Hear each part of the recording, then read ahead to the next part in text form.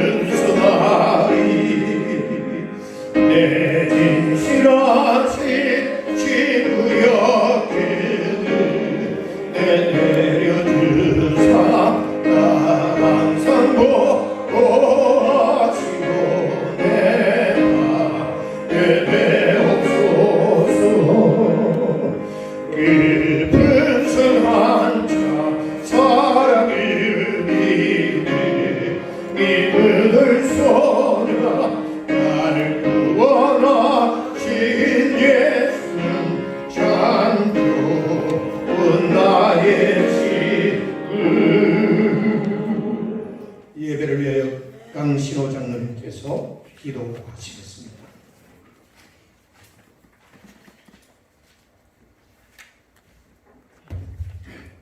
하나님 아버지, 나의 나된 것은 하나님의 은혜로라 고백하였던 우리 모두가 한 주간의 삶을 살아온 모든 것이 주님의 은혜로라 고백하지 아니할 수 없습니다. 그러나 이렇게 주님 앞에 서게만 되면 영적인 부끄러움과 부족한 것밖에 보이질 않습니다. 이렇게 하라 명하신 말씀조차 순종하지 못하고 이렇게 하지 말라 명하신 말씀 지키지 못하며 불순종의 삶을 살아온 저희들은 죄인입니다.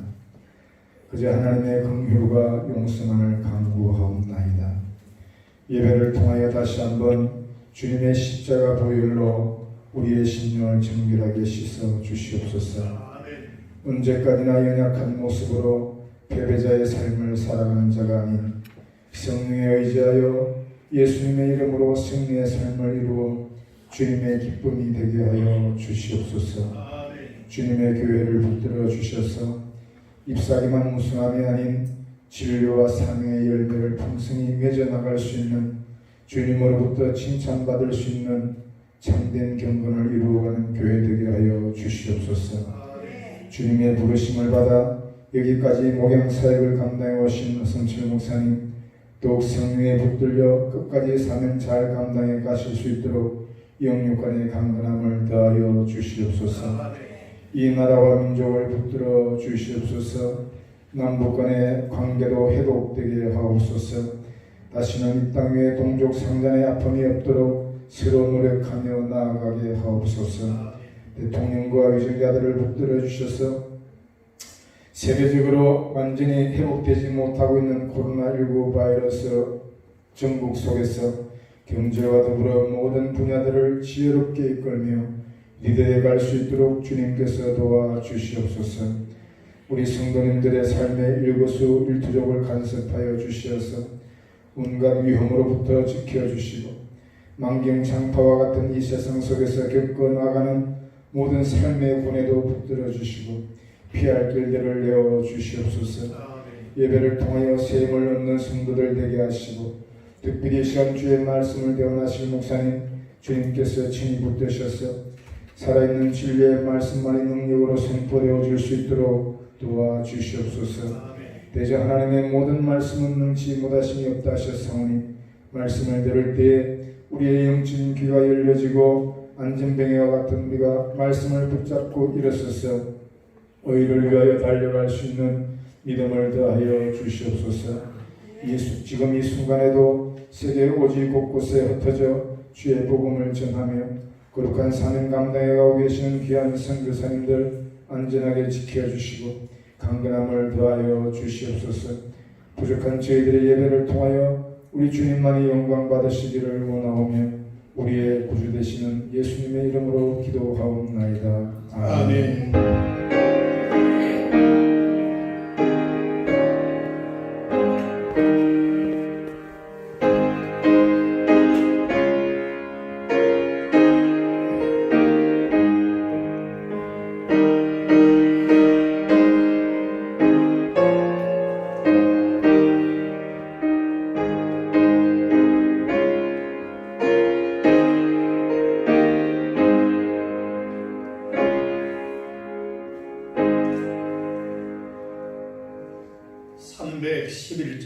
찬송하시면서 하나님께 봉헌하시겠습니다.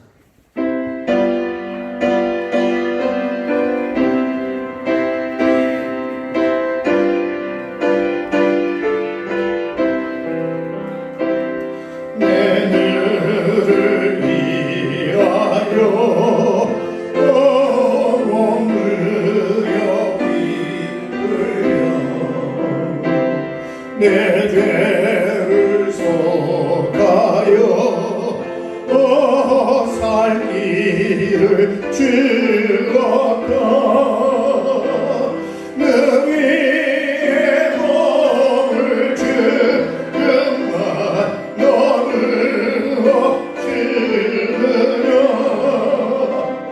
내 위에 몸을 주금만 너를 얻으려. 아버지 보좌와 그 영광 그 말씀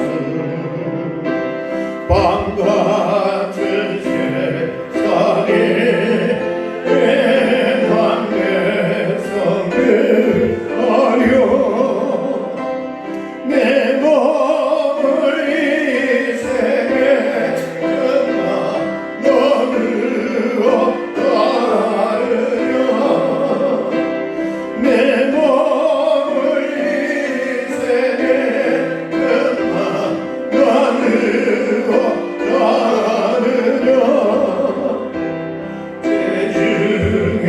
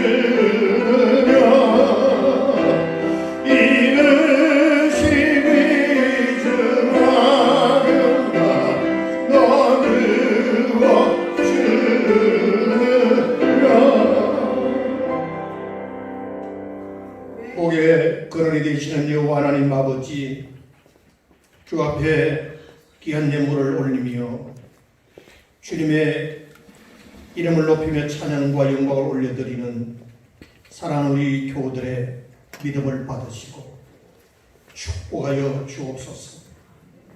참으로 우리가 살아가는 삶의 현실이 녹록지 않고 힘듭니다. 어렵습니다. 원치 않는 많은 문제들이 우리 인생의 앞길을 가로막을 때마다 낙심하며 좌절할 수밖에 없는 연약한 인간이기에 하나님의 능력과 은혜와 도움의 손길을 구합니다. 아버지여 도와주옵소서. 드려진 이 헌금 가운데는 하나님의 이름을 높이며 찬양과 영광을 올려드리는 믿음과 더불어 땅의 육신의 삶을 통하여 필요를 구하는 소원도 담겨 있사오니 하나님께서 사랑 우리 교우들의 그 소원하는 마음과 믿음을 보시옵고 응답하시며 축복하여 주옵소서. 11종급을 드린 사랑하는 교우들, 그 가정과 직장과 격려하는 기업을 축복하여 주옵시고 들어가도 나가도 복을 받게 하시고 뚝반죽 그릇이 메마르지 않게 하시고 풍성한 은혜와 복을 누림으로 나누어 주며 베푸는 선한 복된 가정, 인생 예정이 되도록 축복하여 주옵소서. 아버지 하나님이여 더 많은 것을 하나님 앞에 드릴 수 있도록 믿음과 복을 더하여 주시고 하나님께로부터 받았사오니 하나님께 드리는 이것이 우리 성도에 마땅한 삶임을 알게 하시고 믿음으로 순종하여 참복을 누리는 교우들이 다 되게 하옵소서. 인생의 여정이 부끄러운 인생 되지 않게 하시고 우리의 모든 삶이 하나님의 은혜와 사랑과 영광이 충만하도록 복을 내려 주옵소서. 감사의 물을 드린 사랑하는 교우들의 그 손길과 마음도 받으시고 모든 범사가 감사로 충만하게 하시고 힘들고 어렵고 낙심할 수밖에 없는 현실이랄지라도 우리가 그것을 걷더니 이기고 또 담대한 신앙으로 승리할 수 있는 것은 하나님 우리와 함께함을 믿고 승리할 수 있도록 우리 교우들의 인생 여정을 하나님께서 친히 보호하여 주시옵소서. 매월마다 드리는 성경금, 건축금도 주님 앞에 아버지 하나님의 약정하여 드리는 귀한 헌금의 연 주님께서 기뻐 받으시고 주님의 거룩한 복음 사역을 위하여 하나님의 나라를 세우는 거룩한 일에 써여지는 하나님의 미랄이 되게 하시고 하나님께 영광이 되게 하시고 우리 교우들의 하늘나라 창고가 아버지 하나님이여 날마다 차고 넘치는 복된 거룩한 헌신의 현장이 되도록 주님께서 복을 내려 주옵소서. 또한 아버지 하나님 주 앞에 충성 봉사하는 하나님 귀한 이 예배 사역자들 위에도 은혜와 복을 주시옵시고 주님의 거룩한 사명을 따라 순종하며 충성하는 그 헌신을 기뻐 받으시고 우리 주님 영광 받아 주옵소서. 오늘 또한 이 시간 코로나19로 인하여 사정으로 인하여 차원에 나오지 못한 우리 교우들 또 집에서 영상으로 예배를 드리는 우리 교우들 그 현장 위에도 하나님께서 동일한 은혜와 복을 주옵소서. 말씀 들을 때 은혜가 넘치게 하시고 그 자리에서 주님을 만나고 문제 해결받고 하나님께 영광을 돌리는 복된 거룩한 역사가 넘치도록 축복하여 주옵소서. 축복하고 예수님의 이름으로 기도하옵나이다. 아멘.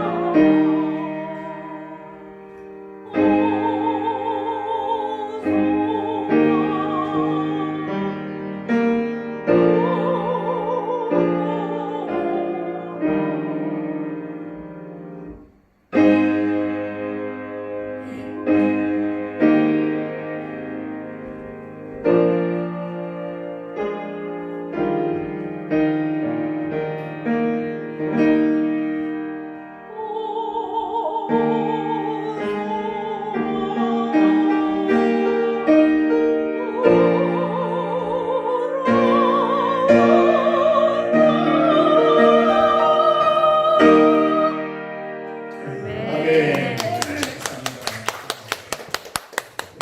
권승혜 사모님 두 번 예배 중에 찬양하셨는데 그럴 때마다 정말 은혜가 되고 자주 종종 부탁드립니다. 감사해요. 예.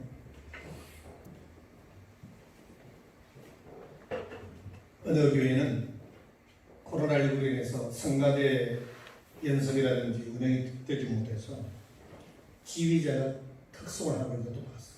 몇천 명 그렇게 돼 있는데 연습이 안 돼가지고. 예. 자, 이런 상황입니다. 교회 소식 전합니다. 벌써 6월이 되었습니다. 한절음이 시작되었는데 우리 교우들 특별히 건강에 유의하시고 또 코로나19가 계속 인천적이 확진되는 가운데 있는데 건강 잘 살펴주시기를 바랍니다. 오늘부터 일시적으로 코로나19 예방을 위해서 보호 예배 잠시 쉬도록 하겠습니다.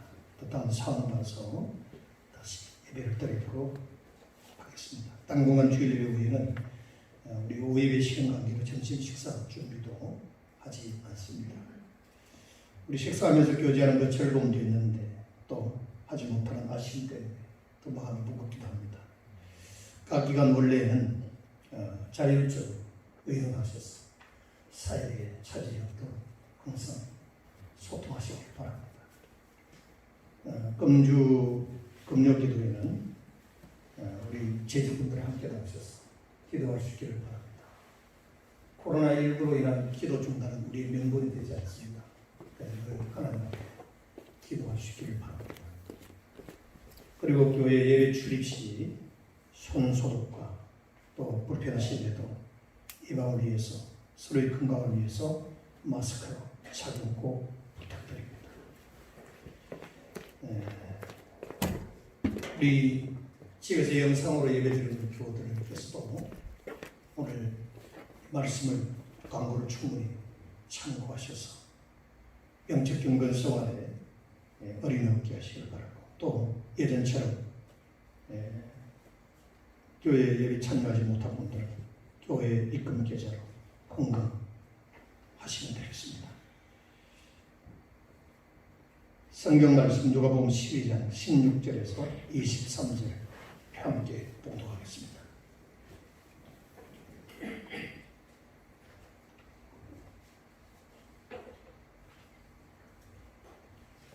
누가복음 12장 16절에서 23절까지입니다. 우리 함께 봉독하십시다. 시작. 또 비유로 그들에게 말하여 이르시되 한 부자가 그 밭에 소출이 풍성하며 심중에 생각하여 이르되 내가 곡식을 쌓아둘 곳이 없으니 어찌할까 하고 또 이르되 내가 이렇게 하리라. 내 곡간을 흘고 더 크게 짓고 내 모든 곡식과 물건을 거기 쌓아두리라. 또 내가 내 영혼에게 이르되 영혼아 여러 해 쓸 물건을 많이 쌓아두었으니 평안히 쉬고 먹고 마시고 즐거워하자 하리라 하되 하나님은 이르시되 어리석은 자여 오늘 밤에 내 영혼을 도로 찾으리니 그러면 내 준비한 것이 누구의 것이 되겠느냐 하셨으니 자기를 위하여 재물을 쌓아두고 하나님께 대하여 부유하지 못한 자가 이와 같으니라. 또 제자들에게 이르시되 그러므로 내가 너희에게 이르노니 너희 목숨을 위하여 무엇을 먹을까 몸을 위하여 무엇을 입을까 염려하지 말라. 목숨이 음식보다 중하고 몸이 의복보다 중하니라. 아멘. 예전에 드라마에 보니까 드라마 제목은 잘 기억이 안 나요. 잘 안 보니까 방송인들이 주로 사용하는 그 회자되는 유행어 가운데 뭐가 그리 중한디? 라고 하는 말이 있더라고요. 여러분 인생 가운데 뭐가 그렇게 중합니까? 무엇이 가장 중요하다고 생각합니까? 우리가 육신의 몸을 입고 살아보니까 많은 분들이 육신과 관련된 것에 관심이 많은데 아마 재물에 대한 소유가 아닌가 싶습니다. 재물에 대한 소유. 예. 그런가 하면 또 우리가 중요하게 얘기해야 될 부분이 하나가 있다면 내가 누구인가에 대한 존재에 대한 인식입니다. 내가 누구인가. 근데 우리가 참 중요한 내가 누구인가에 대한 존재인식이 바로 되어야 돈을 버는 이유도, 사업하는 이유도, 공부하는 이유도, 여러 취미 활동하는 이유도 분명해지는데 자기 존재에 대한 인식이 불분명할 때 소유도 공부하는 것도 여러 생활도 별로 행복감으로 우리에게 와닿지 않는다는 사실입니다. 좀 여러분 이 내용이 어렵습니까? 독일 출신의 미국의 사회심리학자 에릭 프롬은 그가 쓴 책에 소유냐 존재냐 To have or to be 라고 하는 책이 있습니다. 이 에릭 프롬이 이 책에서 사람이 소유지향적인 삶을 버리고 존재지향적인 삶을 살아갈 때 진정한 행복이 주어진다라고 하는 역설을 합니다. 우리 이걸 곰곰이 생각해 보면 굉장히 참 맞는 말인데 우리는 이걸 별로 묵상하지 않습니다. 소유에만 우리는 인생을 걸고 살아왔습니다. 지금까지 어쩌면 우리는 소유를 위해서 달려왔다 해도 과하게 합니다. 내가 얼마를 가졌는가 하는 소유의 문제가 아니라 나는 하나님 앞에서 어떤 존재인가 하는 이것이 굉장히 우리가 깨닫고 발견해야 될 중요한 부분임에도 불구하고 우리는 이러한 것에 대한 관심이 너무나 부족했습니다. 그렇지 않아서요 상단가인 폴 두르니에가 말하기를 인간의 삶은 크게 세 단계로 나뉘어지는데 소년기에는 소유의 열망, 청년기에는 경험의 열망, 그러나 장년기에는 인격의 열망이 있어야 한다. 이렇게 말합니다. 아마 우리는 살아오면서 이런 것을 경험했을 것입니다. 연세가 연만하신 우리 기성세대들은 이 말이 무슨 말인지 이해가 갈 것입니다. 여러분 가운데 어느 날 우연히 복권을 사서 그것이 당첨된다면 그것으로 무엇을 할지 한 번쯤은 생각해 보았을 것입니다. 죄송한데 저는 복권을 한 번도 사보지 못해요. 지금 얼마 하는지도 몰라요. 아마 복권이 당첨되면 집이 필요한 사람은 집을 또는 더불어 차를 아니면 저축, 다른 사업에 투자 여러 가지 나름대로의 상상과 계획을 가져보았을 것입니다. 혹시 여러분 가운데 복권 당첨된 경험이 있으신가요? 1등은 아닐지라도 순위에 들어가가지고 몇만 원짜리. 그런데 우리 한 가지 놓치고 있는 것은 오늘 밤이라도 내가 죽을 수 있다는 상상을 해본 적이 있는가 하는 겁니다. 내가 잠자리에 들면서 오늘 밤이라도 내가 죽을 수 있다는 상상을 과연 해본 사람이 있는가? 아마 그런 사람은 별로 많지 않을 것입니다. 사람은 자신 앞에 무슨 일이 일어날지 망각해버린 채 육신의 행복과 쾌락을 위한 꿈을 늘 꿈에 살아갑니다. 그래서 사람들은 그것을 비전이라고 하는 목표라고 하는 어떤 또 하나의 프레임 속에서 자기를 위한 삼고 살아갑니다. 본문에 나오는 부자는 현실에만 만족하는 근시안적인 생각에 머물러 살아왔는데 이 부자는 눈앞에 풍성한 소출만을 바라보며 기뻐했을 뿐 자신의 영혼의 문제나 미래의 종말에 대해서는 전혀 관심을 두지 않아 그야말로 철저한 자연, 불신앙을 살아온 삶을 대표하는 인물로 우리에게 소개되어지고 있습니다. 이 부자는 자신에게 필요한 것이 풍성한 소출과 물질이라고 생각했습니다. 이제 여러 해서도 남을 소출이 있으니 편안히 쉬고 먹고 마시고 즐거워하자라고 그런 고백을 합니다. 이게 부자의 인생 계획이었고 자신이 바라본 인생입니다. 사람이 육체의 필요를 채우는 것만으로 살아갈 수 있을까요? 살아갈 수 없습니다. 우리에게 필요한 것은 바로 하나님의 은혜, 구원, 예수가 필요하다는 사실을 여러분 기억하십니까? 수많은 사람들이 가장 가치 있는 이 영적인 것을 소홀히 한 채 육신의 것만을 채우기 위하여 마치 본문에 등장하는 어리석은 부자처럼 여기에 시간과 수고와 노력을 투자하며 살아가는 사람들이 너무 많습니다. 소유냐 존재냐 라고 하는 균형 잡힌 삶을 살아야 소유의 가치도 알고 존재의 가치도 알아서 그야말로 우리가 행복한 인생을 살아갈 수 있는데, 존재에 대한 의미는 내려놓고 소유에만 몰입하다 보니 우리 인생은 마치 기울어진 운동장처럼 균형을 잃어버리고 살기는 사람의 삶의 의미가 없고 행복도 없고 절망 가운데 살아가는 사람들이 너무 많습니다.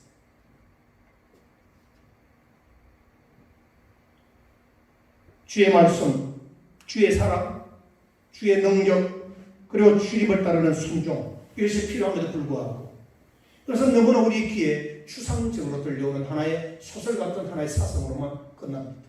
이것보다 더 중요한 것이 돈, 명예, 건강, 출세, 이것이 어쩌면 우리의 마음을 사로잡는 또 하나의 이 시대의 이념으로 우리의 마음을 사로잡고 있습니다. 그런데 오늘 본문에 등장하는 부자는 이걸 알지 못했어요. 그래서 하나님은 이 부자를 가리켜서 어리석은 자라고 말합니다. 지금 이 시간 주님이 우리 인생을 평가할 때 어떤 자라고 평가할 것 같습니까? 지혜로운 자요? 아니면 어리석은 자요? 라고 이렇게 평가할 것 같습니까?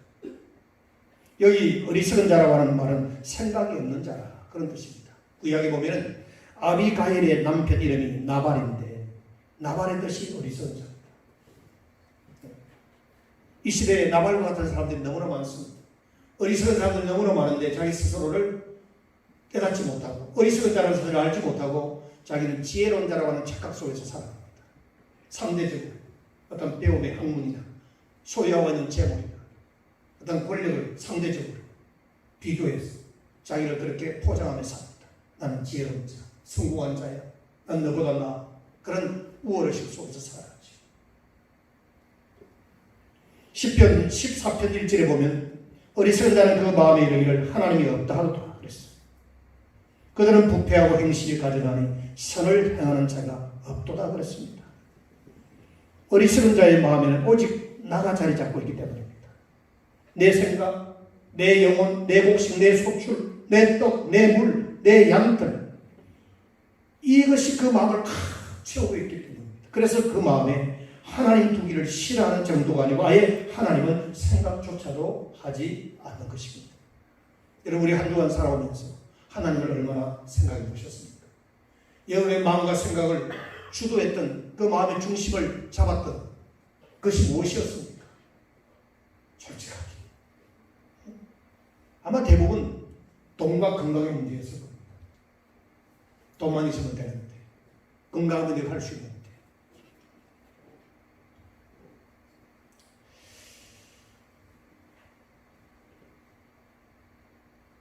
오늘 이 부자는 내 밭에 풍성한 소출, 내 곡간, 내 모든 곡식, 내 떡, 내 물, 내 양식, 이런 생각에 집착해버린 나머지 그 마음에 하나님의 존재나 창조나 섭리나 은혜나 감사, 하나님을 향한 영광, 축복 이런 따위는 전혀 나타나지 않습니다. 심지어 그런 영혼까지도 물질을 먹고 마시고 옷 입고 즐거워한다고 착각할 정도 그런 인생관을 가지고 살아가고 있음을 성경은 소개하고 있습니다. 여기 등장하는 부자는 어리석은 자의 삶을 사는 세상의 모든 사람들의 전형으로 소개되고 있습니다. 왜 그럴까요? 이 부자가 악한 일을 한 것도 아닙니다. 불의한 방법으로 농사를 지은 것도 아닙니다. 어떻게 보면 다른 사람보다도 땀을 흘리며 열심히 일을 하여 성공한 사람입니다. 누가 감히 이 사람을 향하여 어리석은 자라고 평가할 수 있습니까? 이러한 부자에게 어리석은 자라고 하는 것은 그의 인생관에 문제가 있기 때문입니다. 그의 물질관, 그의 세계관이 잘못되어 있는 겁니다. 한마디로 문제 있는 부자입니다. 부자는 부자인데 문제 있는 부자죠. 오늘 본문을 통해서 어리석은 이 부자의 삶이 어떤 면에서 잘못되었는지 우리 함께 살펴보면서 도전받기를 바랍니다. 주님의 눈에 어리석게 보이는 이 사람의 삶은 과연 어떤 인생이었는가? 첫째는 자기중심적인 인생이었습니다. Self-centered life라고 했어요. 자기중심적인 삶. 철저히 자기중심적인 삶. 우리 인생과 삶을 주관하시는 분이 하나님이라는 사실을 여러분 믿으시면 아멘 하십시오. 정말 믿으십니까? 정말 그 사실을 확실히 믿고 의심 없이 그 사실을 인정하는 분들만이 정말 내 삶을, 내 인생을 주관하시는 분이 하나님이라고 고백할 수 있습니다. 억지로 하지 마십시오. 하나님은 우리의 마음을 다 아시니까 억지로 하지 마십시오. 안 믿어지면 그냥 담는 게 좋아요.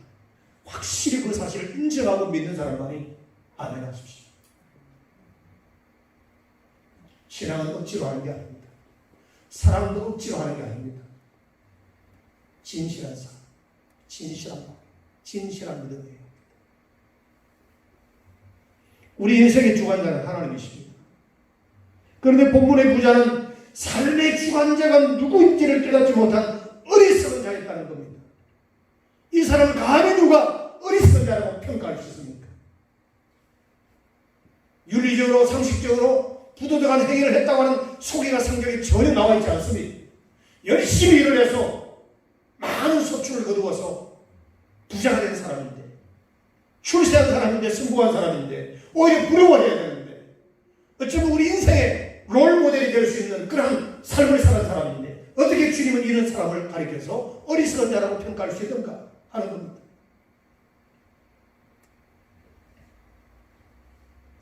사랑하는 우리 성도 여러분, 부자는 자기가 잘나서 자기의 모든 공로로 잘된 것처럼 착각하고 있다는 것이 문제입니다. 한마디로 하나님의 은혜를 모르는 거지. 하나님을 인정하지 못하니 하나님의 은혜를 모르는 것이고, 그 은혜를 모르니까 감사할 수 없는 것이고, 감사하지 못하는 인생이니까 자기 중심적으로 모든 것을 인생을 바라보고 살아가는 겁니다. 한마디로 잘못된 인생관을 가지고 살아온 사람이에요. 혹시 우리 가운데도 이 부자처럼 어리석은 삶을 살면서도 지혜롭다고 스스로 자기를 위안하는 자가 있다면 오늘 이 시간 주님의 말씀을 통해 깨닫는 도전의 시간이 되길 바랍니다. 본문의 비유는 예수님께서 어떤 사람이 요청한 형과의 재산 문제에 대하여 내려진 대답에 대한 연장선 속에서 어리석은 부자의 비유가 등장합니다. 이 비유가 나오게 된 배경이 앞에 말씀을 잠깐 읽어보십시오. 형제와의 재산 문제로 인하여 일어난 연장선상에 나타난 비유가 어리석은 부자의 비유입니다. 세상 재물에 대하여 집착하는 삶이 얼마나 어리석은 삶인가를 실감나게 가르쳐주는 비유 가운데 하나입니다. 부자의 밭에 소출이 풍성했습니다. 이 사람은 아직 농작물 추수가 끝나기도 전에 곡식 쌓아둘 곳이 없을 정도로 매우 여유 있는 사람입니다. 잉여재산이 많은 거죠. 창고에. 그는 곡식 저장 문제 때문에 계속해서 골똘히 생각해야 할 정도로 소출이 많았습니다. 이 부자의 자기중심적인 모습을 보십시오. 17절에 뭐라고 말합니까? 신중히 생각하여 내가 곡식 쌓아둘 곳이 없으니 어찌할꼬. 또 이러시되 내가 이렇게 하리라. 내 곡간을 헐고 더 크게 짓고 내 모든 곡식가물들을 거기 쌓아두리라. 여기 가만히 보면은 어느 하나 윤리적으로 잘못된 상황들을 발견할 수가 없습니다. 내가 곡식 쌓아둘 것이 없으니 어찌할꼬. 내가 이렇게 하리라. 새우 키우기, 곡간을 헐고 더 크게 지으리라. 요즘 말로 말하면 사업 확장, 공장 확장하는 거 아닙니까? 사업이 잘 돼가지고. 사업이 잘 돼서 공장을 확장한다는데 뭐가 잘못된 겁니까? 축하할 일이죠.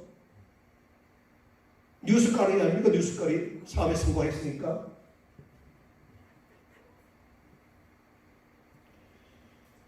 여러분, 오늘 여기 17절, 18절 이 두 절에서만 해도 어떤 단어가 계속 강조해서 나옵니까? 내가. 나라는 겁니다. 원문에는 그 곡식들, 그 다음 한글계 성경에 번역되기에는 나의라고 하는 단어가 있는데 여기는 좀 생략됐어. 나의, 내 곡간, 내 모든 곡식과 물건, 19절에 내 영혼으로 표현하고 있습니다. 이처럼 이 부자는 자기 자신을 가리키는 나의라고 하는 단어를 계속 사용합니다. 하나님을 찾아볼 수가 없습니다. 그는 분명 자기 소유에 대하여 강한 집착을 가지고 있는 자기 중심적인 사람입니다. 그에게는 하나님이 복 주셔서 농사가 잘 되었다는 생각이 전혀 없습니다. 그는 하나님의 은혜로 농사 지은 것을 알지 못했습니다. 햇볕과 바람을 주시는 하나님, 때를 따라 비를 주시는 하나님의 은혜를 감사하는 고백도 없습니다. 한 분도 나오지 않습니다. 왜 그럴까요? 그는 인생이 어디에서 왔다가 어디로 가는지를 몰랐기 때문입니다. 사랑 우리 또 여러분, 내 인생이 어디서 왔다가 어디로 가는지 알고 계십니까? 그걸 알고 계십니까? 신명기 11장 14절 15절에 여호와께서 너희의 땅에 이른 비 늦은 비를 적당한 때에 내리시니 너희가 곡식과 포도주와 기름을 얻을 것이요 독가축을 위하여 덜에 풀이 나게 하니 네가 먹고 배부를 것이다. 모든 것이 하나님이 주신 은혜 가운데 살아가는데 우리 어리석은 인생은 이걸 기억하지 못합니다. 기억하지 못하니 감사하지 못합니다. 하나님을 모르니 하나님의 존재에 대해 모르니까 하나님을 향한 찬양과 감사와 고백이 없는 거예요. 농사가 잘 되었던, 사업이 잘 되었던, 혹은 자녀가 훌륭하게 성장했던 이 모든 복의 이면에는 인간의 생사화복을 주관하시는 하나님께서 계시다는 사실을 믿으시길 바랍니다. 믿습니까? 아멘의 시원자. 정말 믿습니까? 네. 그런데 오늘 이 부자는 그걸 알지 못했어요. 그는 이기적이고 자기중심적인 사람, 이웃에 있는 가난한 사람들을 돌아볼 줄 모르는 이기적인 사람. 뭐 걱정할 것 있어요. 인계재산 곡식이 천국에 쌓였으면 내비두면 썩으니까 벌레 생기니까 가난한 어린 사람이 퍼붓자. 얼마나 그 당시에 종들이 많았겠어요. 여보게들 창구문을 열어서 다 퍼주라. 오늘 농사도 잘 됐네. 속옷을 여기 담고 그렇게 해야지. 얼마나 하나님 주신 거 감사하니. 이래야 오는 거예요. 퍼준다는 얘기 하나도 없어. 도와주겠다는 계획도 하나도 없어요. 가난한 사람들의 어성치는 소리를 귀담아 듣지를 못해요. 오로지 자기만을 위해서 하겠다는 거예요. 이게 어리석은 인생이지. 부자라서 어리석은 게 아니라 주어진 소유를 지혜롭게 사용하지 못하니까 어리석은 거예요. 지혜롭게 사용하지 못하니까. 여러분, 내가 부자라고 자랑하지 마세요. 돈 많다고 자랑하지 마세요. 건강하다고 자랑하지 마세요. 나에게 주어진 건강, 주어진 소유를 어떻게 하나님 앞에서, 인간 사회 앞에서 활용하고 있는가에 대한 가치를 먼저 스스로 평가하시기 바랍니다.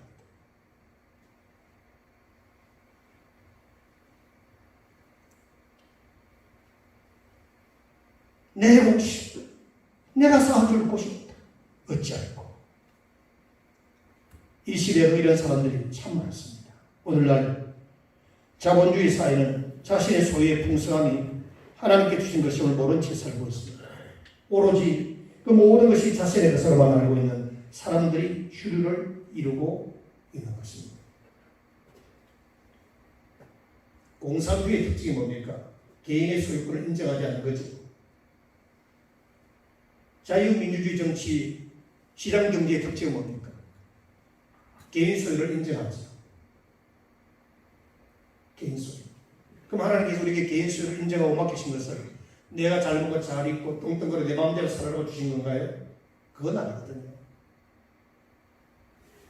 하나님이 주신 것을 잘 활용해서 하나님의 영광을 위해서 선하게 사용하라고 우리에게 맡겨주신 겁니다. 맡겨주신 겁니다.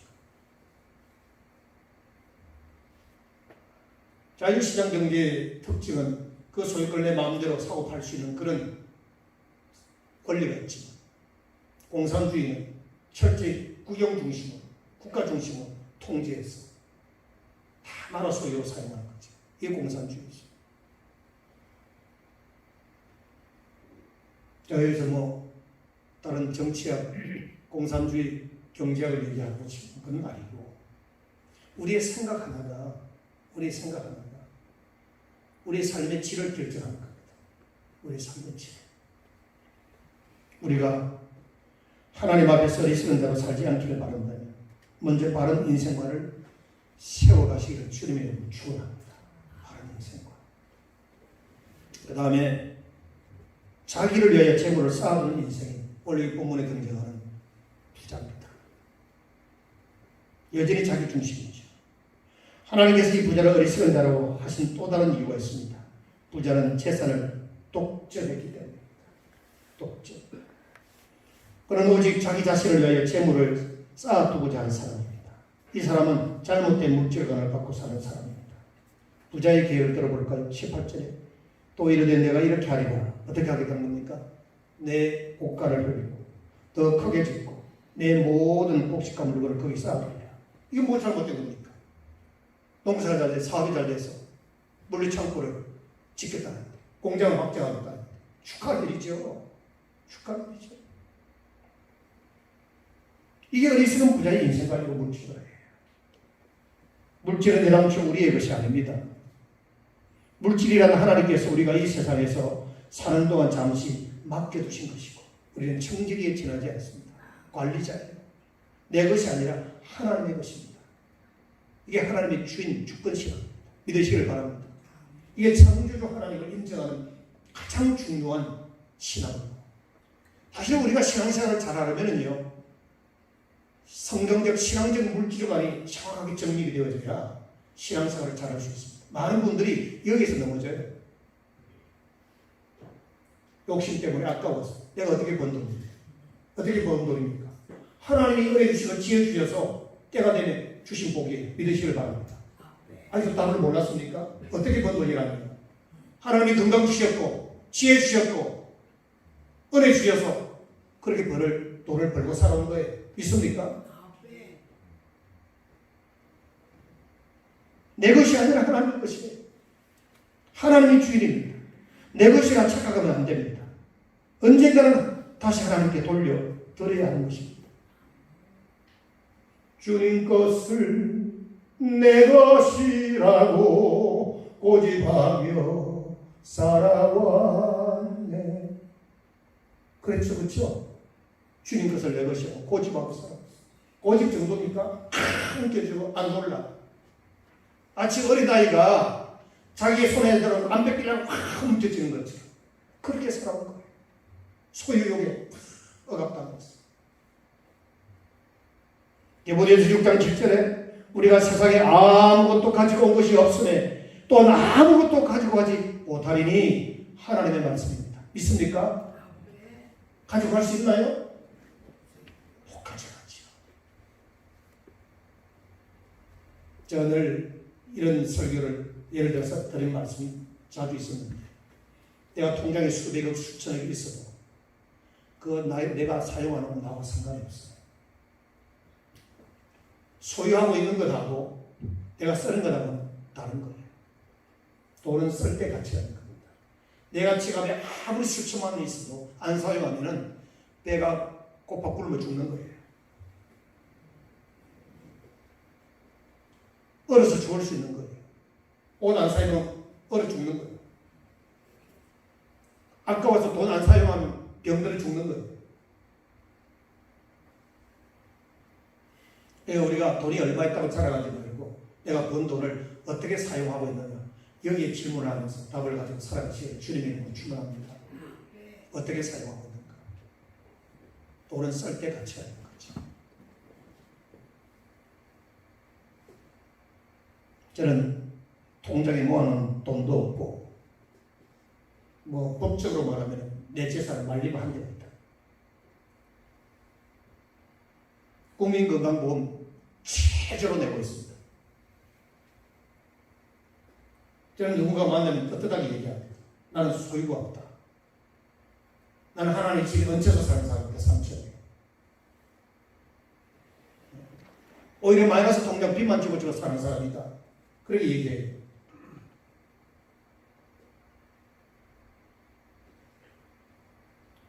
우리가 세상에 아무것도 가지고 온 것이 없으면 아무것도 가져가지 못하리라. 빈손으로 왔다가 빈손으로 가는 것이 우리 인생이에요.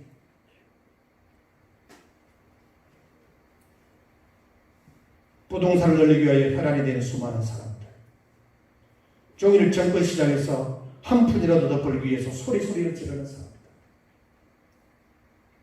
자신의 이익을 위해서는 거짓과 술수와 편법, 불법을 가리지 않는 사람들, 하나님은 이런 사람들을 가리기 위해서 어리석은 자들이라 이미 이름을 지어 놓으셨습니다. 이들은 삐뚤어진 물질 안에서 사로잡힌 사람들. 미국에서 1970년대 아주 돈 많은 부호로 꼽히는 여러 사람들 가운데 대표적인 두 사람이 있는데 휴즈와 폴 캣티라고 하는 사람입니다. 이들에게는 공통적인 가치가 돈입니다. 정말 억측스럽게 부지런해서 돈을 벌었어요. 당시 휴즈는 약 70억 불, 70인데 70불, 지금 하나로 계산하면 8조 4천원. 8조 4천원. 개인 자산. 폴 게티는 40억 불, 4조 8천원. 부자였습니다. 근데 휴즈는 죽기 전 10년간 아무도 만나지 않은 은둔 생활을 하면서 늘 자살 유혹을 받았습니다. 그가 천문학적인 액수의 돈이 그를 전혀 행복하게 해주지 못하고 도리어 불행하게 했고 그렇게 살다가 끝났습니다. 8조가 아니라 100조들 무슨 의미 있습니까? 왜 그렇게 돈을 모았느냐? 모은 이유가 뭐냐? 이거죠. 불행하기 위해서 모은 건가요? 아니겠죠. 폴 게티는 5번 결혼했는데 모두 실패했습니다. 10번 안 하는 게 다행입니다. 5번 결혼했는데 다 실패했습니다. 그의 두 아들은 아버지보다 먼저 세상을 떠났습니다. 자식이 부모 앞서 죽으면 자식을 가슴에 둔다고 했지. 얼마나 불행한 일입니다. 그의 돈은 주체할 수 없을 정도로 많았지만 그의 삶은 행복하지 못했습니다. 왜 그랬을까요? 올바른 가치와 같이 못했기 때문에. 돈은 많이 벌었는데 돈의 가치를 모르는 거지. 자기 존재의 가치를 모르니까 모으기를 모았는데 쓸 줄을 모르는 거지. 돈을 활용할 줄 몰랐던 거지. 돈의 가치는 선하게 잘 사용할 때 가치가 있습니다. 돈은 사랑의 대상이 아닙니다. 우리가 지배하고 다스릴 대상입니다. 근데 오늘 현대인들은 오히려 돈 앞에 노예가 되었습니다. 돈이 우상이 되었습니다. 돈으로 다 한다고 생각합니다. 그러나 같은 나라 그 시대에 미국의 또 다른 부호 록펠러라는 사람이 있는데 앞에 두 사람하고는 전혀 달라요. 이 사람은 록펠러는 하나님을 최우선으로 하는 삶을 살았어요. 그래서 록펠러는 돈과 하나님, 돈과 신앙이 양립할 수 없을 때는 언제나 하나님 편을 택했습니다. 여러분은 어떻습니까? 돈과 하나님, 돈과 신앙이 딱 있을 때 어느 편을 택하시겠습니까? 록펠러는 맨하탄 서북부의 리버사이드 처치, 강변교회, 강변교회. 우리 한국식으로 번역은 강변교회, 리버사이드 처치라고 하는 이 아름다운 교회를 세웠고, 그리고 그 당시 뉴욕 시민 1,000만 명에게 모든 수돗물을 무상으로 공급했습니다. 이게 록펠러가 살아온 삶이고 경제관이었습니다. 자기 재산의 많은 부분을 자선 사업에 투자했습니다. 우리나라 6.25 한국전쟁 때 록펠러 재단을 통하여 우리나라에 공급된 구호물자의 혜택을 받지 않은 한국 사람은 아무도 없을 정도로 많은 구호물자를 보내온 재단이 록펠러 재단입니다. 이걸 여러분들이 아십니까? 아마 우리 자라는 후세대들은 전혀 모를걸요. 역사를 왜곡하니까, 안 배우니까, 안 가르쳐주니까 맨날 양키 불러가라, 양키 고홈 그런 거라고 듣잖아요. 예? 일본에 대한 비판. 모든 역사라고 하는 것은 공과가 있고 흑백이 있습니다. 역사는 팩트를 가지고 얘기해야지 왜곡하면 안 돼요. 사실 그대로 평가하는 거예요. 뭐 토착이고 하여튼 신종 용어도 많이 만들어내고 있어요. 항상 우리 그리스도인들의 사고는 이념적으로 객관적이고 사실적이고 분명한 양심 속에서 역사를 평가하고 볼 수 있는 세계관을 가지고 있어요. 어느 한쪽으로 치우치지 마세요.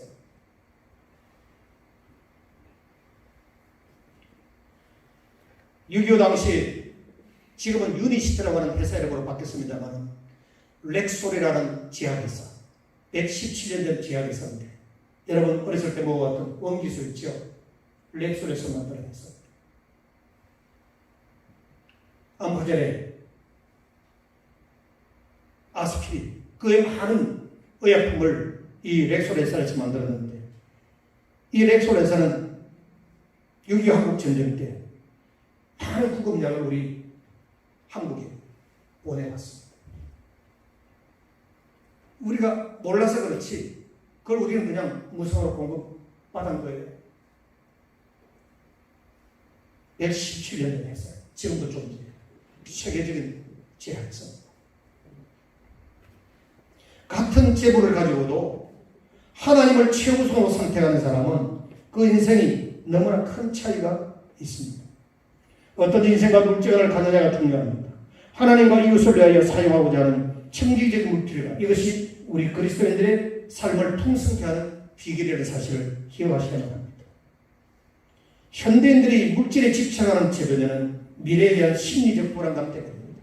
불안해서 없는 것보다 좀 뭔가 쌓아두는 게 안정감이 있고 불안한 마음을 해소할 수 있는 하나의 수단, 대안이다. 그래서 생각하기 때문에 하는데 그렇게 하는 게 제가 나쁘다는 말이 아니에요. 그렇게 하세요. 우리 교회 장로님들, 권사님들, 안식사님들 모두 부자 되시기를 주님의 이름으로 축원합니다. 부자 되세요. 제발 좀 부자 되세요. 부자. 예? 제가 늘 목사님들하고 대화할 때 가난을 천국이라고 우기지 마라. 가난은 가난한 거야. 상대적으로 부자와 가난은 분명하지요. 그 가난을 천국이라고 우기지 마라. 목사가 가난한 건 참 비참한 거야. 하나님 은혜를 구해라. 그렇다고 꼭 뭐 물질을 탐하는 그런 불의한 방법으로 부자 되는 말은 아니다. 천국은 뭡니까? 편리하게, 편하게, 쉽게 누리며 살 수 있음에도 불구하고 절제하면서 베풀며 살아가는 삶이 청대는 생활입니다.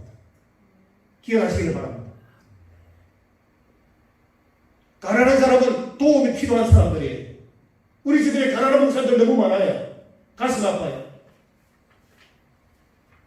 너무너무 가난해요. 말을 못해요. 미국에는 목사님들이 이중직이 가능해요. 한국에는 이런 정서가 없어요. 패러다임을 바꿔야 돼요. 목사가 다른 직종을 가지면 큰 죄를 저지르는 것처럼 평가를 하고 있어요. 잘못된 성경 해석입니다. 교회에서 책임을 못 지면서 말이에요. 생활에서 책임도 못 지면서 사모님이나 목사님 다른 알바하면은 이중직이라 이래가지고 문제를 삼는 사람들이 아직도 그 교회 안에 있습니다. 이거 회개해야 돼요. 그래서 우리 초회에서는 목사의 이중직에 대한 신학적인 해석이 이미 안건에 상정되어가지고 지금 연구 중에 있습니다.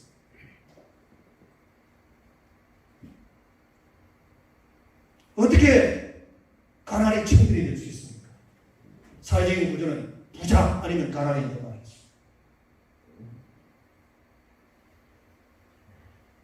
난 농담으로 어떤 데는 우리 집 사람이 그래요. 여보, 난 택시 운전 좀 할까? 그런 때도 있어요. 그러한 고백을 하는 목사의 마음 오죽하겠어요?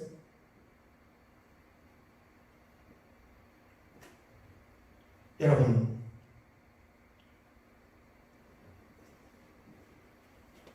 불확실한 현실이라고 하는 것은 누구나 알지만 그 불확실한 이 시대에 돈이 우리 인생의 미래를 책임지고 보장할 수 있을까? 아닙니다. 대부분의 사람들은 불안감을 떨쳐버리기 위해 흔히 택하는 방법이 재물의 축적입니다.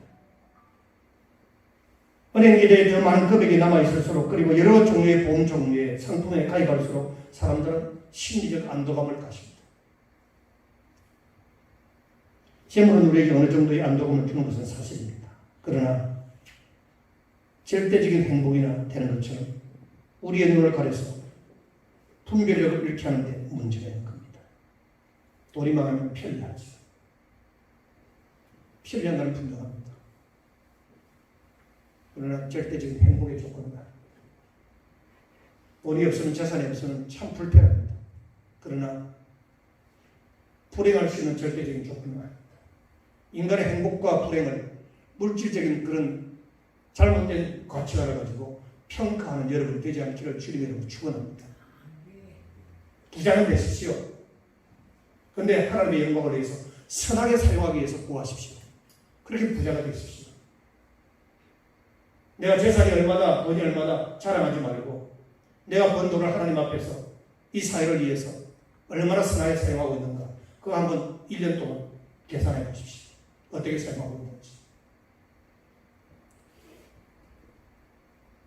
그래서 히브리서 13장 5절에 돈을 사랑하지 말고 있는 바를 족한 줄로 알라. 그가 친히 말씀하시기를 내가 결코 너희를 버리지 아니하고 너희를 떠나지 아니하리라 하셨느니라. 하나님의 말씀입니다. 믿으시기를 바랍니다. 여러분, 비유에 등장하는 부자는 잘못된 물지간을 갖고 있었고 하나님은 그를 어리석은 자라고 불렀습니다.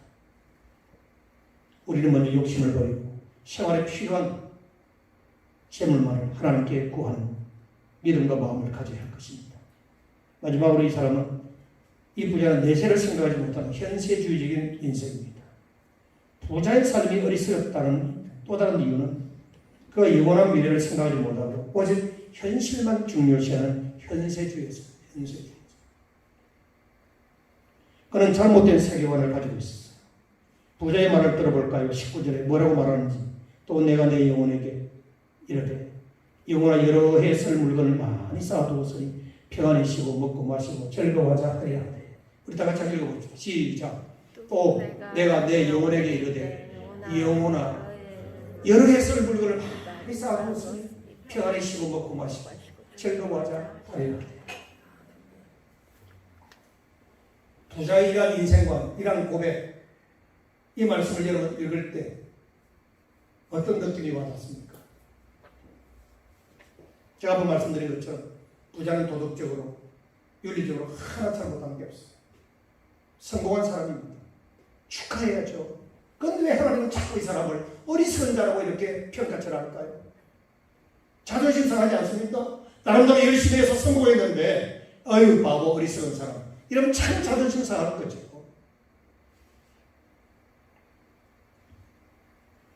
이 말을 여러분이 자세히 묵상해야 합니다. 평안히 쉬고 먹고 마시고 즐거워하자. 부자는 자기 뜻대로 이 땅에서 오래오래 살 것처럼 착각하고 있습니다. 여기 말하고 있는 내용들은 이 부자가 지극히 육체적인 향락의 삶을 추구하고 있음을 보여줍니다. 오늘 이 본문의 내용을 직역하면 이런 뜻입니다. 너는 쉬라, 먹어라, 마시라, 기뻐하라 이런 뜻입니다. 평안히 쉬고 먹고 마시고 즐거워하자 라고 하는 이 단어하고 이 문맥하고 너는 쉬라, 먹으라, 마시라, 기뻐하라 다릅니다. 원문의 내용을 직역하면 명령형으로 되어 있어요. 명령형으로. 이것은 부자의 불신앙을 잘 드러내고 있는 거예요. 원래 인생의 미래를 이끌어가며 명령할 수 있는 분은 오직 하나님뿐인데 부자는 육체적 쾌락만을 추구하며 전혀 하나님을 인정하지 않고 자기 인생을 자기가 명령하고 있습니다. 인생의 중원자의 인생을 이끌어가시는 분이 하나님인데 이 사실을 이 부자는 깨닫지 못하고 있는 거예요. 이와 같은 사람을 향해서 하나님은 어리석은 자여 라고 말씀하십니다. 우리 한번 함께 고백하십시오. 어리석은 자여, 어리석은 자여. 주님의 음성을 나의 영혼에 한번 담아보십시오. 어리석은 자여. 자존심 사람, 어리석은 자. 내가 어리석은 자인가? 내가 정말 어리석은 자로 살아왔는가? 착하게 살아왔는가? 정직하게 살아왔는가? 그 지수 내가 어리석은 자인가? 여기에 대한 답을 오늘 성경을 통해서 발견하고 돌아가시길 주님의 이름으로 축원합니다. 20절에 보니까 하나님은 이르시되 어리석은 자여 오늘 밤에 내 영혼을 도로 찾으리니 그러면 내 준비한 것이 누구의 것이 되겠느냐? 라고 말씀합니다. 이 부자의 어리석음이란 참된 가치가 어디에 있는지를 바로 분별하지 못한 데 있습니다. 부자는 자기 자신만을 위하여 재물을 쌓았고 이 세상의 창고에만 재물을 쌓았습니다. 부자의 머릿속에는 이 세상의 쾌락만이 지배하고 있었어요. 그는 영원한 하나님의 나라는 안중이 없습니다. 미래를 향한 준비는 없습니다. 하나님 나라의 부여에 대해서는 알지도 못했습니다. 영적으로 무지한 자였습니다. 그는 하나님께서 오늘 밤이라도 내 영혼을 도로 찾으실 때 네가 가지고 소유하는 것이 네 것이 되야 된다고 질문을 하고 있습니다. 사랑하는 성도 여러분, 우리가 부지런히 열심히 해서 돈을 벌어서 부자가 되었는데 오늘 이밤에 하나님 우리를 부르신다면 내가 소유하고 있는 이것이 통장 돈이 누구 것이 되겠어요? 누구 것이 되겠습니까?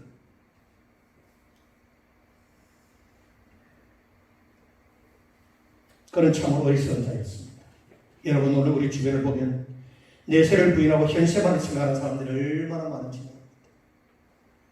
하나님께서 지금이라도 우리를 부르시면 1분 1초라도 연기 신청을 할 수 없어요. 야고보서 4장 14절에 내일 일을 너희가 알지 못하는도다. 너희 생명이 무엇이냐? 너희는 잠깐 보이다가 없어지는 안개니라. 오늘 오일이 없으니까 설교 약간 길어져도 양해하십시오. 아침에 자욱한 안개가 동편에 태양이 떠오르면 흔적도 없이 사라지는 것처럼 우리 인생도 그와 같다는 겁니다. 세상의 그 어느 누구도 자기 생명을 마음대로 연장할 수 없어요. 하나님이 부여하신 시간 동안만 생명을 유지하며 살아갈 뿐입니다. 마찬가지로 우리가 가진 재물과 재능과 건강과 지위와 명성 등 모든 것은 하나님이 잠시 주신 것입니다. 잠시 주신 것. 그러므로 우리는 이 땅에 사는 동안 주인이 아닌 청지기의 자세로 살아야 합니다. 함께 고백하십니다. 나는 하나님의 청지기입니다. 청지기라는 뜻이 뭡니까? 관리자. 내가 관리자라면 주인이 누가 된다는 겁니까? 하나님 주인입니다. 여기에 대한 신앙적인 정리가 되어져야 돼요. 그래야 우리는 탐욕에서 자유할 수 있고 신앙생활에 행복할 수가 있습니다.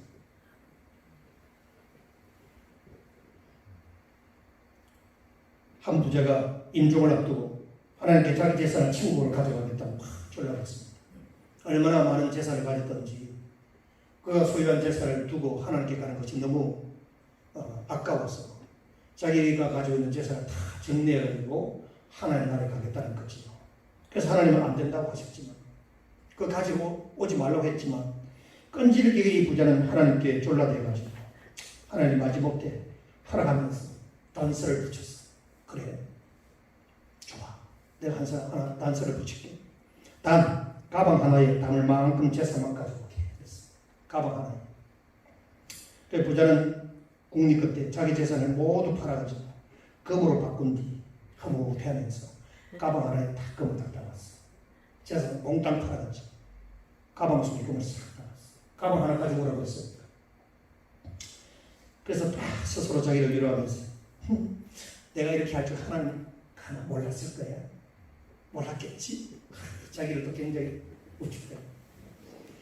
천국문에 다다르자 그때 사도 베드로가 천국에 들어오는 사람들을 한 사람 한 사람 소지품을 검사하는데 베드로가 소지품을 가지고 들어온 이 부자에게 이거 가지고 들어갈 수 없다고 그랬어요. 못 가지고 들어온다.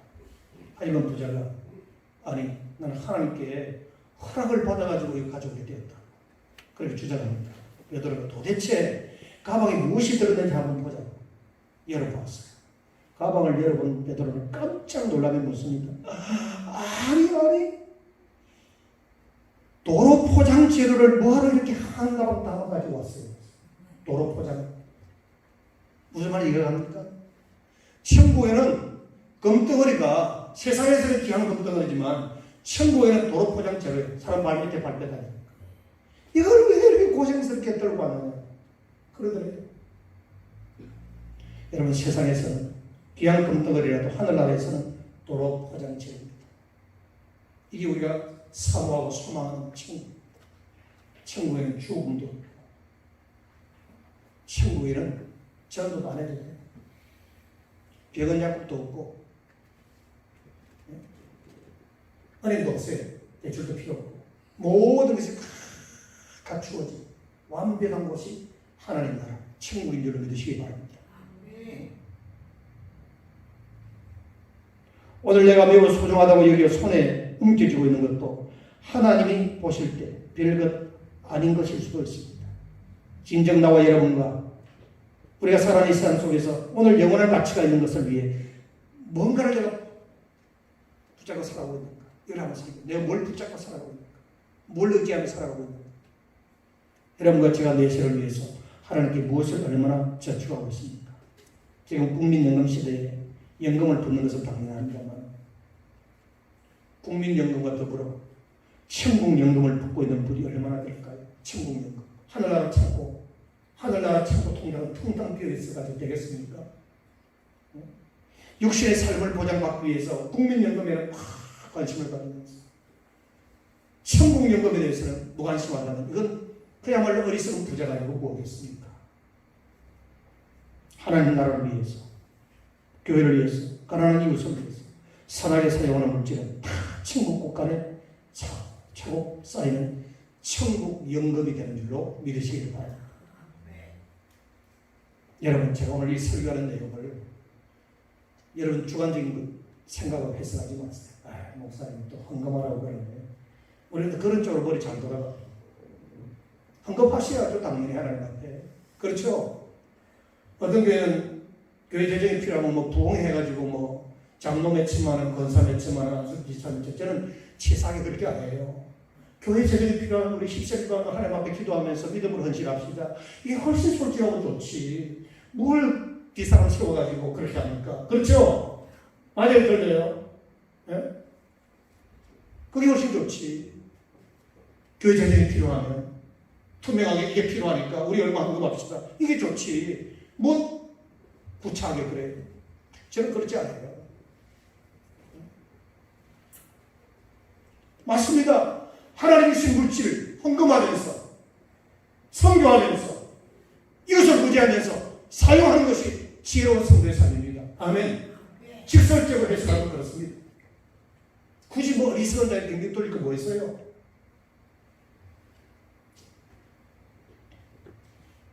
사랑하는 성도 여러분, 본문에 등장하는 어리석은 부자는 어느 특정 일을 가르치지 않습니다. 오직 자기 배만을 이해하고 사랑을 베풀 줄 모르는 모든 자를 총칭하는 사람이에요. 어리석은 부자. 우리는 세상에 대하여가 아니라 하나님께 대하여 부자가 되어야 합니다. 성경은 썩어질 육신을 위하여 보물을 이 땅에 쌓아두지 말고 오히려 영원한 하나님 나라에 쌓아두라고 말씀합니다.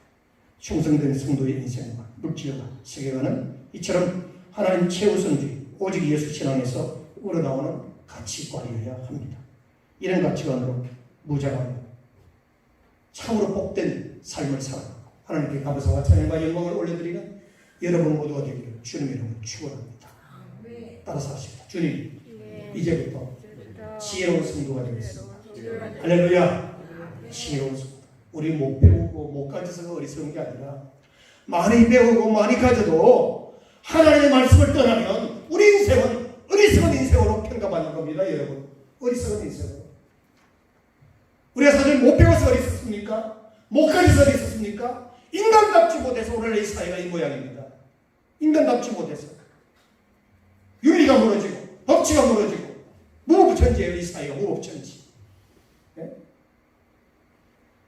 어리석은 자들의 합창이 오늘날 우리 대한민국 땅에서 펼쳐지고 있습니다. 저 여의도에서 사랑하는 성도 여러분, 정신 차리십시오. 하나님 앞에 기도하면서 정말 복이 되는 인생이 되기를 주님의 이름으로 축원합니다.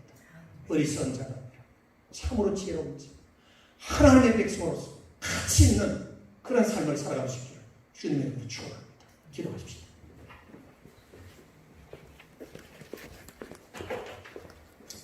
주님 감사합니다. 어리석은 부자의 삶을 통하여 하나님께서 우리에게 주신 음성을 듣게 하시니 감사합니다. 평안히 쉬고 먹고 마시고 즐거워하자고는 이 어리석은 부자의 고백이 나의 고백이 되지 않게 하시고 이제 우리 인생의 목표가 하나님의 영광을 위하여 감사하며 살아가는 가치 있는 삶을 살게 하옵소서. 어리석은 자의 오늘 밤에 내 영혼을 도로 찾으리니 그러면 내 준비한 것이 무엇이 되겠느냐? 라고 하는 주님의 질문 앞에 이제 우리 어리석은 자가 아니라 지혜로운 자가 되어 칭찬받는 우리 온 교우들이 다 되게 하여 주옵소서. 재물이 행복을 보장해 줄 것이라는 헛된 환상에서 깨어나게 하시고 재물 자체를 목적으로 추구하며 살아가는 세상 사람들과는 차별된 삶을 살아가게 하시고 세상과 재물 앞에 노예가 아니라 이것을 다스리고 정복할 줄 아는 당당한 그리스도인 하나님께 대하여 부유한 참 성도가 되게 하여 주옵소서. 예수님의 이름으로 기도하옵나이다. 아멘. 용사소서. 찬양하십시오.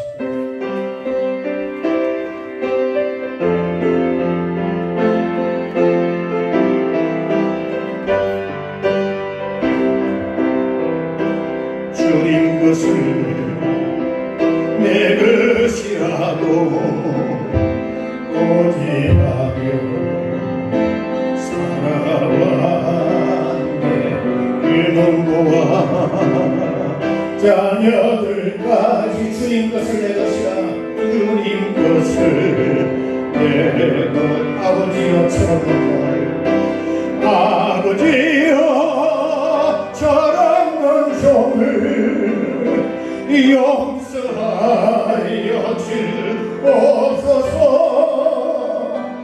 맡긴 사명 맡긴 재물을 주를 위해서 렵니다. 천하님은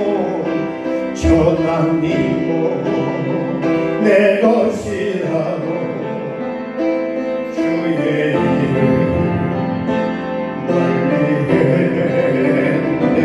주신 이도 주님이시요 서신 이도 주님이라. 아버지여 멀쩡한 병을 용서하여 주옵소서. 세상 유혹 다 멀리하고 주의 일만 하렵니다. 주님 사랑 받기만 하고 감사할 줄 몰랐으네. 주님 말씀 듣기만 하고 시행하지 못했습니다. 아버지여 연약한 종을 아버지여 연약한 종을 용서하여 주옵소서. 주님 명령 순종하면서 주를 위해 살렵니다. 사랑하는 성도 여러분, 오늘 이 본문의 말씀을 통해서 분명 하나님께서 여러분에게 주신 주님의 음성이 들려져서 것입니다. 우리의 삶을 한번 돌아보십시오. 세상 사람들의 생각과 평가를 통해서 우리는 우월의식 속에서 우월감을 가지고 기고만장하게 살아왔던 우리의 일상생활을 한번 돌아보십시오. 성공, 출세, 남다른 칭찬 속에서 우리는 살아왔는데 하나님 앞에서 우리의 인생의 평가는 어떠할지 한번 돌아보십시오. 우리 모두 어리석은 자가 되지 않기를 바랍니다. 여러분 부자 되십시오. 건강하십시오. 여러분 자녀들이 머리가 되기를 원합니다. 어디를 가든지 리더가 되기를 원합니다. 중요한 것은 지혜로운 자가 되십시오. 하나님의 사람으로서 선한 양심을 가지고 복되게 사십시오. 인격자가 되십시오.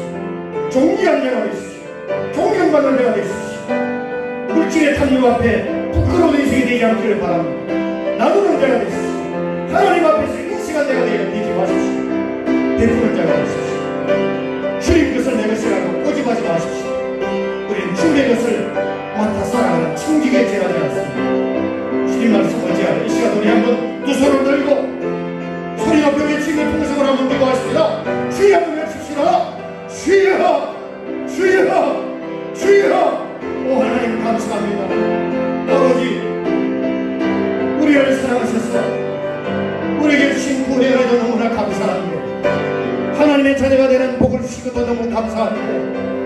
우리가 육신의 몸을 입고 살다 보니 하나님 은혜와 사랑은 강도 없고 육신의 것만 추구하며 살아왔던 어리석은 분야와 같은 살던 날이었는지 우리 자신을 돌아보게 하여 주옵소서.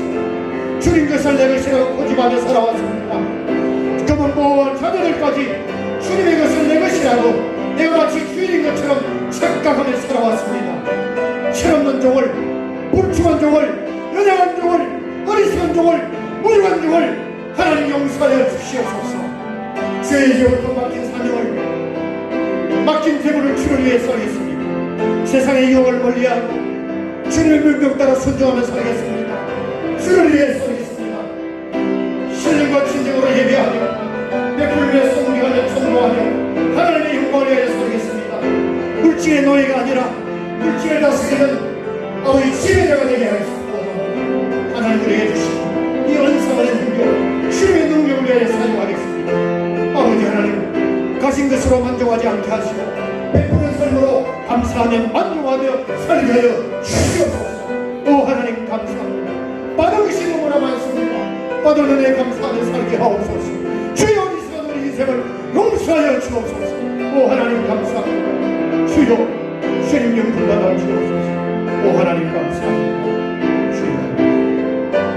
우리 일어나셔서 3절 찬양하겠습니다. 주님 사랑, 주님 사랑 받기만 하고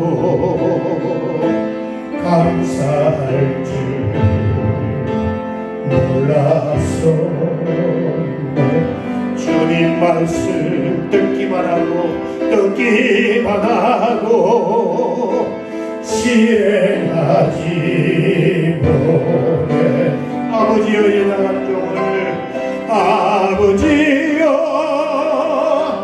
연약한 종을 용서하여 주옵소서. 주님 명령 순종하면서 주를 위해 살렵니다. 이제는 우리를 죄악 가운데서 구원해 주신 예수 그리스도의 은혜와 하나님 아버지의 그 크시고 무궁하신 사랑하심과 성령님의 감동 감화 내주 역사하심, 이제부터 사람의 말에 귀를 기울여 어리석은 자이지만 지혜로운 자인 줄 착각했던 우리들의 인생을 내려놓고 하나님 앞에서 참 지혜로운 자, 하나님께 영광을 돌리는 신실한 성도로서 살기로 다짐하며 결심하며 기도하며 이문을 나서는 교우들 심령을 물질의 노예가 아니라 물질을 다스리며 물질 앞에 탐욕 앞에 부끄러운 인생이 아니라 하나님 앞에서 진실하게 살기로 마음에 소원하며 이문을 나서는 교우들 머리 위에 저들의 가정과 자녀와 격려하는 기업에 주님이 세우신 몸된 교회와 이 나라 민족이 세계 일방에 터져 복음을 증거하는 선교사들의 사역에 이제부터 영원까지 함께 있을지어다. 아멘.